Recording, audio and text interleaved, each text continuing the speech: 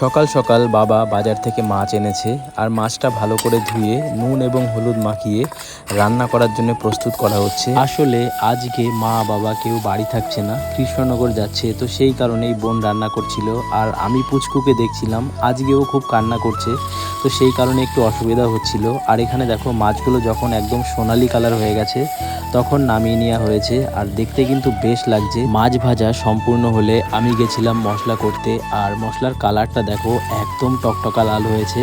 তারপর কেটে রাখা আলু এবং পটল ভালো করে তেলের মধ্যে ভেজে নিয়ে এরপর তেলের মধ্যে করে রাখা যে মশলাটি ছিল সেটি দেওয়া হয়েছে। তারপর পরিমাণ মতন লবণ হলুদ দিয়ে মশলাটাকে ভালো করে কষিয়ে নিয়ে ভেজে রাখা আলু এবং পটল মশলার মধ্যে দিয়ে ভালো করে ম্যারিনেট করে নিয়েছে। মাঝখানে একটা কারণবশত আমাদের ভিডিও আর রেকর্ড করা হয়নি, তবে আমাদের রান্নাটা কিরকম হয়েছে তোমরা কমেন্টের মাধ্যমে জানিও। আচ্ছা, মাছের মধ্যে তোমাদের কোন মাছটা সব থেকে বেশি প্রিয় আমাকে কমেন্ট করে জানিও। আজকে আমাদের রান্না করতে অনেকটাই সময় লেগে গেছে, প্রায় দুপুর হয়ে গেছিল। তারপরে আমি আমার খাবারটা বেড়ে নিয়েছিলাম, একটু মাছের ঝোল, একটু চাল কুমড়ো ভাজা আর একটা উচ্ছে সিদ্ধ।